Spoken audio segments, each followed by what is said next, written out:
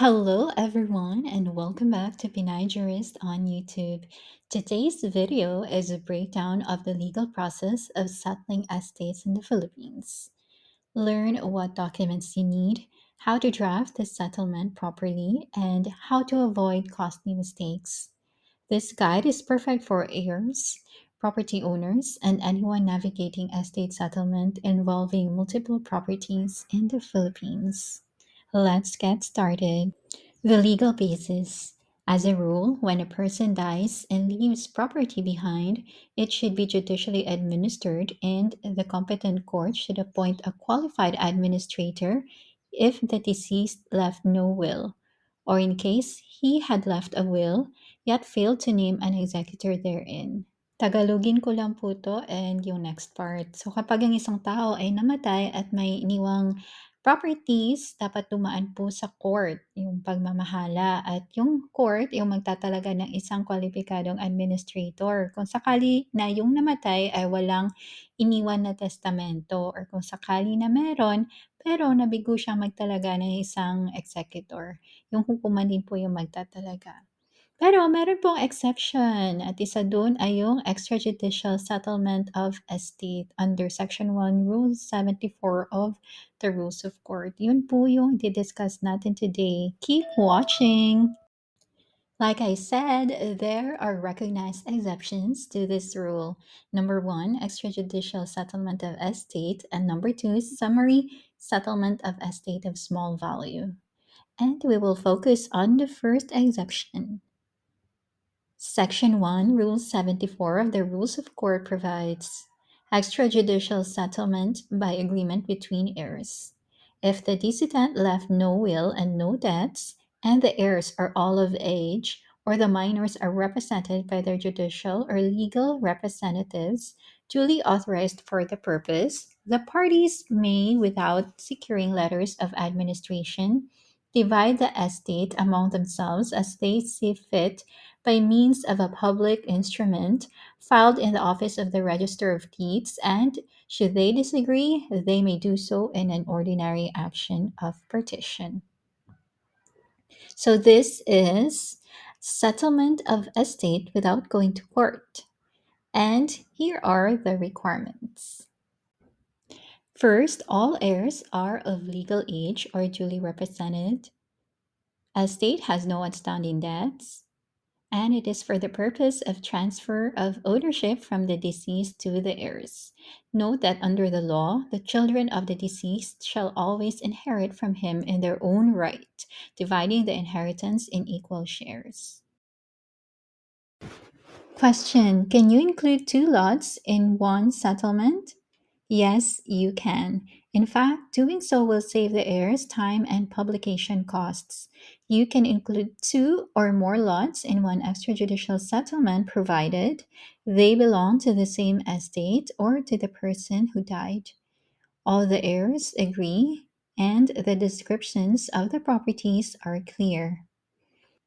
For the drafting of the extrajudicial settlement, the documentary requirements are as follows: the death certificate of the decedent or the person who died, proof of heirship or your birth certificate or marriage certificate, the transfer certificates of title for the lots, the tax clearance, and estate tax payment, and of course, the extrajudicial settlement document with clear lot descriptions.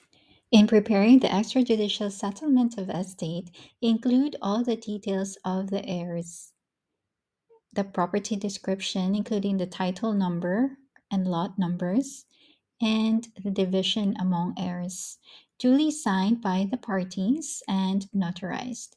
Note that a notarized document carries the evidentiary weight conferred upon it with respect to its due execution, and documents acknowledged before a notary public have in their favor the presumption of regularity. So, I have here an example for you to look at and to give any comment or reaction to, or just any observation that you may wish to share, just comment below. Thank you.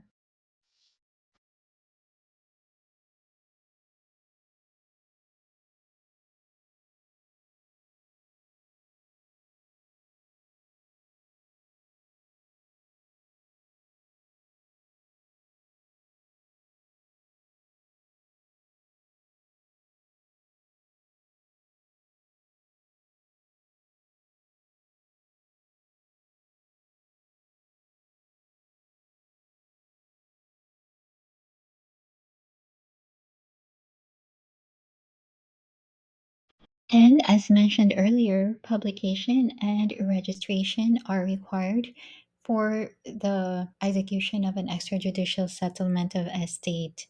So the notarized settlement shall be filed in the office of the Register of Deeds where the properties are located.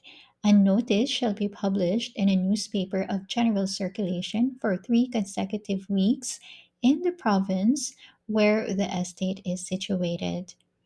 The heirs are required to file a bond obtained from a reputable bonding company acceptable to the Register of Deeds.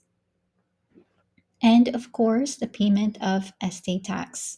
There shall be an imposed rate of 6% based on the value of such net estate determined as of the time of death of decedent, composed of all the properties, real or personal, tangible or intangible, less allowable deductions.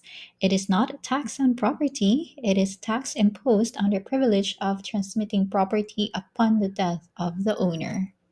And here are some common mistakes in the extrajudicial settlement of estate and how to avoid them. One, missing heirs or signatures. So, one of the most common reasons an extrajudicial settlement gets delayed or challenged is the failure to include all the legal heirs or obtain their signatures. If even one rightful heir is left out, they can contest the document in court, which could lead to a lengthy dispute.